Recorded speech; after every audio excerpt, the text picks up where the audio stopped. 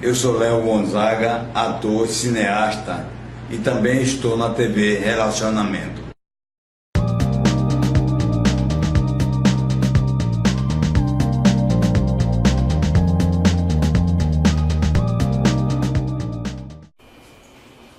Olá, internautas, iniciamos mais um programa Gestão Executiva e hoje nós estamos com uma pessoa muito top, profissional nota 10, e tenho aí o imenso prazer em entrevistar Marco Penteado. Marco, muito obrigado, viu? Eu que agradeço, é um prazer meu estar aqui com você, mais uma vez.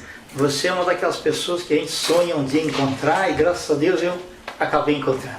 Olha que eu começo a ficar vermelho, hein? Mais do que eu já sou. Maravilha. Marco, conta um pouquinho sobre você, tá? Assim, a tua paixão por relacionamento, né, da área de humanas, tá? Aí a gente depois chega na parte profissional hoje. Tudo bem. Bom, desde criança eu sempre fui uma pessoa, já uma criança bem curiosa, tá? E ainda hoje continuo sendo bastante curioso. Na minha infância, voltando lá, eu gostava muito de desmontar os poucos brinquedos que eu tive na infância, mas eu desmontava e às vezes conseguia, às vezes não conseguia, óbvio, mas a minha intenção era a curiosidade de saber o que existia lá dentro. E hoje continua assim. Não chegou esse relógio mecânico? Sim, naquela época tinha aqueles relógios enormes, né? Sim. E eu me lembro de ter desmontado. E olha, relógio eu não consegui montar de novo não. É difícil. Que depois que aquela corda que existia toda de aço, desenrolava aquilo lá não deu para conseguir. Mas então, isso sempre esteve presente, eu identifico que sempre esteve presente na minha vida essa curiosidade e de tanto me conhecer quanto conhecer as pessoas, e isso veio sempre me motivando. Eu fiz, a carreira minha foi na área médica, né? Tá. E depois eu precisei mudar de atividade, fui para uma área que eu não tenho nada de formação, mas continuo até hoje. Isso não é alguma coisa que me encante. O que me encantou nesse meio do caminho foi querer voltar justamente para a área que eu considero uma área de saúde dentro da área médica, que é o coaching. O coaching para mim vem a ser alguma coisa que me realiza muito, me identifica, e eu percebo que eu consigo, talvez pela área também eu tive bastante sorte quando eu nem escolhi, eu migrei para essa área do coaching, e a escola que eu fiz foi uma escola de coaching ontológico. Perfeito. Que é uma espécie, porque o coaching hoje já está, pelo menos a palavra, embora não seja, as pessoas às vezes ainda não sabem o que significa, mas elas já conhecem pelo menos a palavra. Exatamente. Agora, explicar o que é coaching já não é muito fácil, né? E explicar então o ontológico, aí as pessoas, melhor a gente até ser reducionista nesse momento, porque senão fica muito complicado mesmo. Então, o coaching ontológico, no resumo do resumo, é claro que a ontologia tem um significado, mas o coaching ontológico, ele é mais fundamentado tanto na parte na área filosófica e neurocientífica. Então, quando a gente tem toda essa formação, a pós-graduação, tudo isso, e o coaching ontológico, se for ver, o que nos diferencia um pouco é a nossa formação em termos de trabalhar mais a emoção nas pessoas. Ok, perfeito. Entendeu? Então, o coaching ontológico, claro que a emoção ela vem a estar sempre na base da nossa... na base da formação humana, né? E então a emoção, ela sempre vai estar presente. Sim. Claro, sempre vai estar presente. E muitos profissionais, eles até acham que muitas vezes a emoção, que eles se esquecem que eles são seres humanos e que a emoção não os incomoda. Então, mesmo alguém na área financeira, ou uma dona de casa, ou um médico, enfim, se nós formos verificar, e no coaching ontológico nós vamos buscar normalmente esses motivos, né? Não que nós vamos pegar alguma coisa lá de trás e vamos ficar vasculhando. Não, nós precisamos conhecer um histórico para que nós possamos dizer para ele: e agora? O que nós vamos fazer, o que você vai fazer com todo esse conhecimento daqui para frente, né? Então, e a emoção sempre vai ser muito importante. Exato. Entendeu? Ô Marco, seria mais ou menos o seguinte, por exemplo, quando um médico acerta o diagnóstico, você tem um caminho melhor para trilhar. Então aí no ontológico você também vai realmente fazer um diagnóstico dele, né? Assim, através de perguntas para a pessoa, do ser, para encontrar esse caminho, né? E a pessoa mesmo poder encontrar o seu caminho. É isso?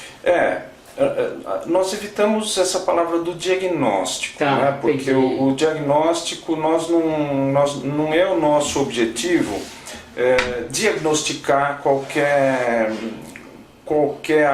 mesmo em termos de comportamento, não é o nosso caso de diagnóstico, mas sim de procurar buscar na pessoa onde e como que seria uma forma de que ela se estimule a buscar nela os motivos para que ela consiga resolver uma situação, resolver um problema, ter um melhor caminho, como você falou, né? Okay. E para que isso daqui ainda continua me fazendo barulhinho, então eu vou colocar aqui.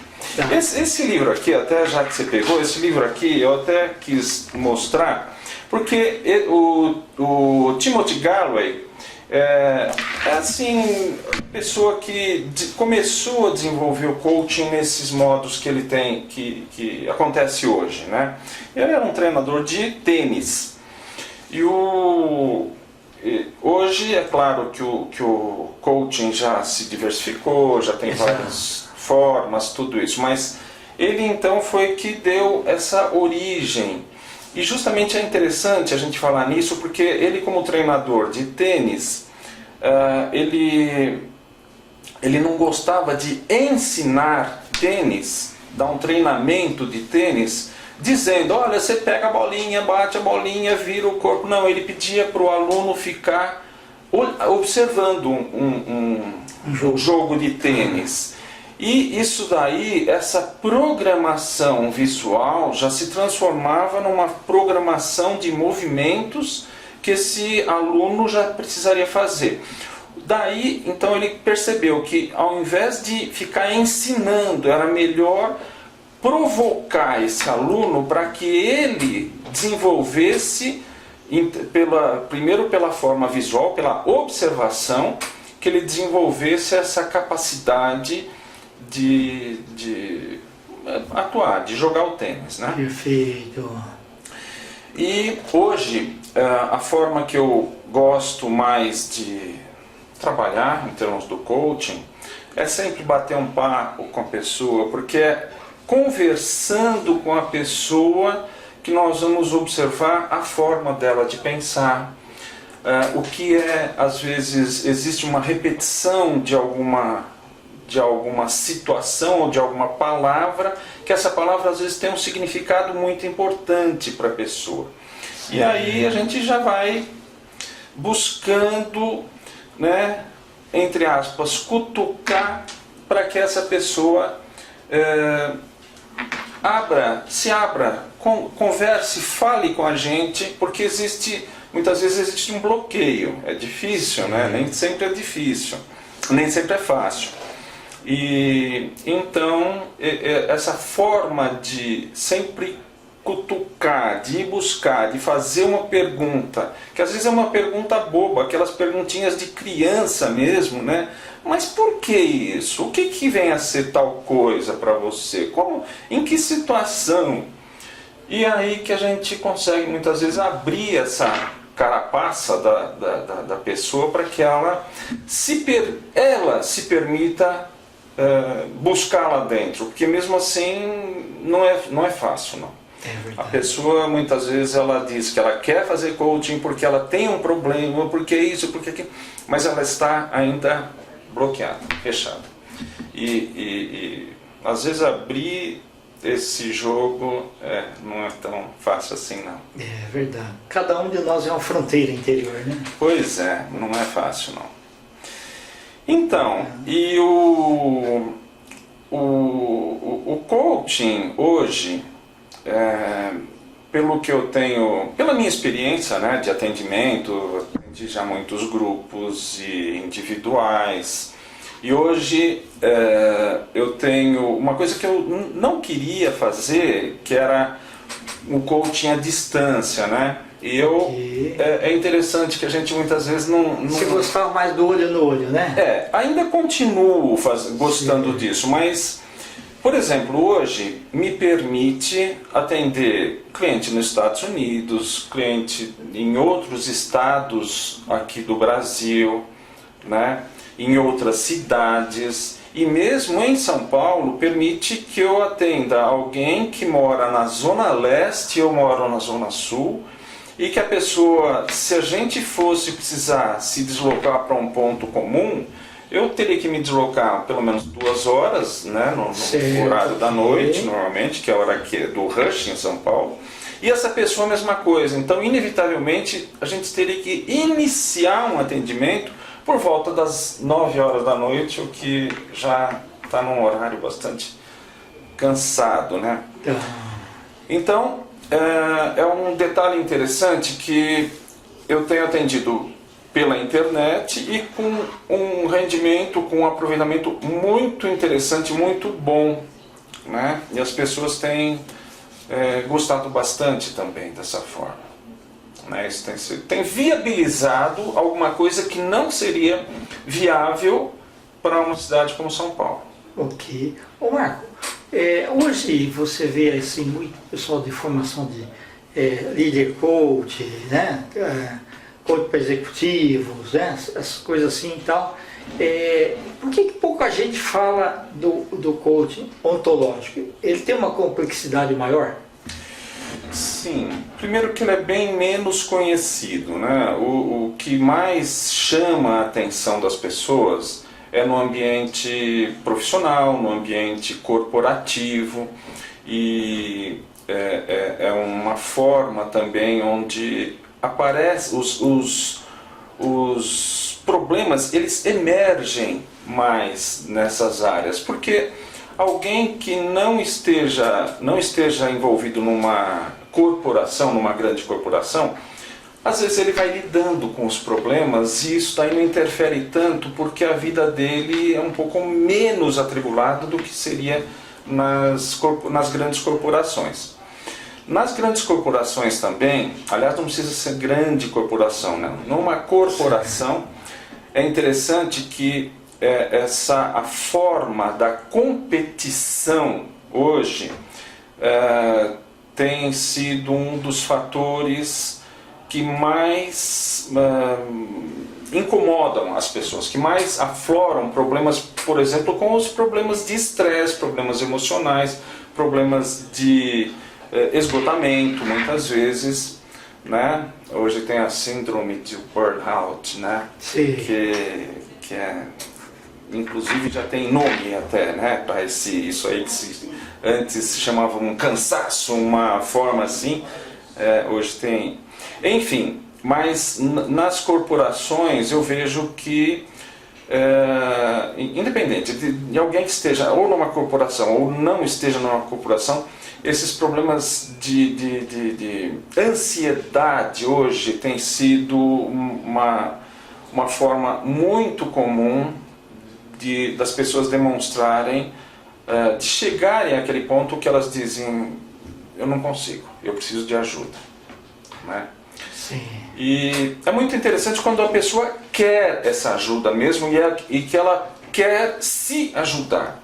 Porque eu tenho encontrado também pessoas que querem resolver os problemas, mas não querem agir nessa transformação. Porque não é simplesmente um ato passivo, é um ato bastante ativo, né? O ato de se modificar, querer fazer alguma coisa para a própria pessoa, né? Porque não é como, digamos, se eu vou ao médico, ele faz um diagnóstico, me dá um remédio e pronto, se ele foi bem, eu vou tomar o remédio e vou também resolver o meu problema. Agora, no coaching é uma forma onde tanto o profissional quanto o cliente, que é o coachee, os dois precisam estar numa sintonia, mas se o coachee, o cliente, se ele não quiser de fato agir dentro das mudanças, fazer alguma coisa para resolver, não adianta ter um bom profissional que a gente não consegue. Sim. E você fala que é para mudar o mindset também, né? Muitas vezes, né? Muitas vezes sim, muitas vezes sim. Agora, é interessante que uma fase dessa mudança é o conhecimento, o autoconhecimento. Porque, afinal de contas, se eu não conseguir agir se eu não conseguir conhecer o que está me incomodando, o motivo pelo qual eu estou sendo incomodado, dificilmente eu vou conseguir agir para resolver aquele assunto, aquele problema, né? Então, a primeira coisa é esse autoconhecimento. E o autoconhecimento é alguma coisa que não adianta, porque eu sozinho não consigo me conhecer. Existe um limite. Eu consigo me conhecer um pouquinho e tal, mas se eu dependo de você, eu dependo das pessoas, eu dependo do ambiente, do mundo, para que eu possa me conhecer, né? Porque existe o inconsciente que bloqueia esse autoconhecimento. É interessante, mas existe. E nós precisamos do outro que, em função de um feedback, não importa como, não importa, claro que o feedback é importante, mas muitas vezes não é só a forma desse feedback, é o que o mundo está nos dizendo para que eu tenha uma motivação, que eu desenvolva essa motivação para fazer com que eu atinja esse conhecimento e, consequentemente, a resolução daquilo que eu propus. Certo, que bacana. Não, isso é muito legal. Marco, quando a gente fala do ser humano, assim, então, você, normalmente, quantas sessões você dedica aí para cada paciente? No coaching individual, 10 encontros tem sido assim bastante... Uma hora e meia, mais ou menos? Eu marco 1 hora, mas eu nunca fico 1 hora só, sabe? Eu estimulo a pessoa a conversar, a contar, e faço bastante perguntas e tal, e de forma que às vezes começa um encontro e a pessoa ainda não está, né, tão livre para falar. E à medida que o encontro vai chegando ao final, isso daí começa a acontecer. Eu nunca breco. Eu sempre marco as agendas com uma tolerância de no mínimo meia hora. Entendeu? Para que eu também não fique estressado, né? Okay. 2 minutos para terminar, coisa assim. Então, e que a pessoa também não se sinta presa, né? Atendendo, que esse atendimento seja tão rápido, porque 1 hora passa muito rápido. É verdade, é verdade. 1 hora passa muito rápido e as 10 semanas também passam muito rápido, né? E tem sido muito agradável trabalhar com isso. E é interessante também observar que, além da ansiedade, um dos pontos que mais tem que tem também incomodado bastante, isso cada vez mais na atualidade, é justamente o fato de que nós estamos nos tornando muito automáticos. Muito automáticos. Sim, né?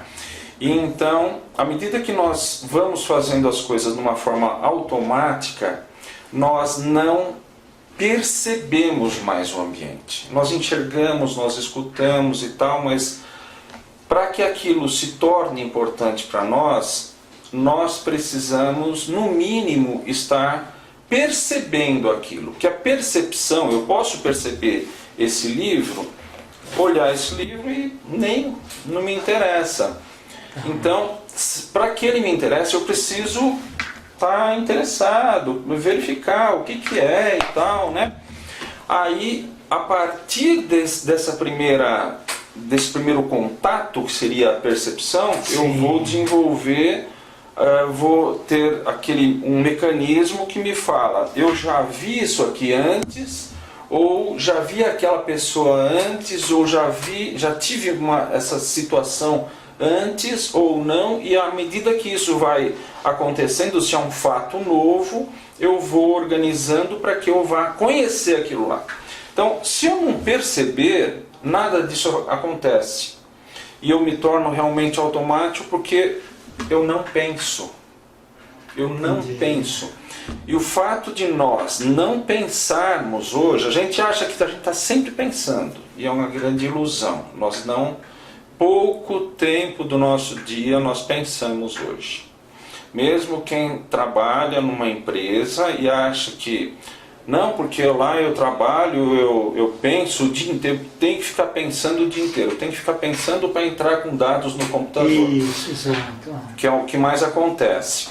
E aí não envolve pensamento, é um trabalho mecânico que eu simplesmente... Imagine o seguinte, se fosse uma outra máquina que estivesse aqui e que ela estivesse entrando com os dados, teria o mesmo resultado. Sim. Então essa é a forma com que nós temos agido hoje em dia. E isso, bacana, de uma forma, vai aumentando a ansiedade também. Certo. Tá? Sendo que nós chegamos num ponto em que a gente não se aguenta mais, porque nós vamos tendo problemas comportamentais, e o coaching é um lugar, é um momento onde nós podemos procurar, né? E de acordo com o que eu falei, né, do bate-papo, tudo isso, a gente vai identificando tudo isso para que a pessoa perceba isso, para que ela note. E olha, e é incrível, Kendi, quando a pessoa percebe isso e quando ela quer mudar, ela mesma começa a dizer, eu não sei o que aconteceu em casa, mas minha mulher está me reconhecendo, tá ficando mais amável comigo, os meus vizinhos estão pessoa, meu cachorro está abanando o rabo para mim. Quer dizer, parece que o mundo mudou.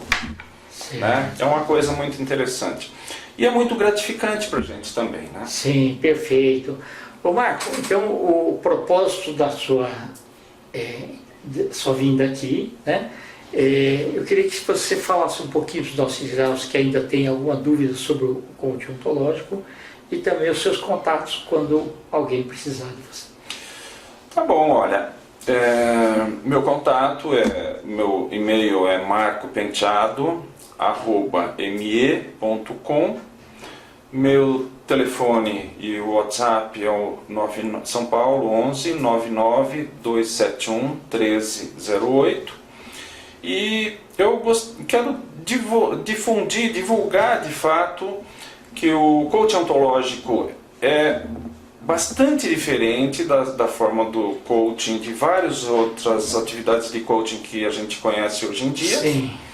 E que tem sido muito gratificante para mim perceber que há uma evolução bastante interessante na forma que eu tenho observado dos clientes que eu tenho. Maravilha, tá ótimo.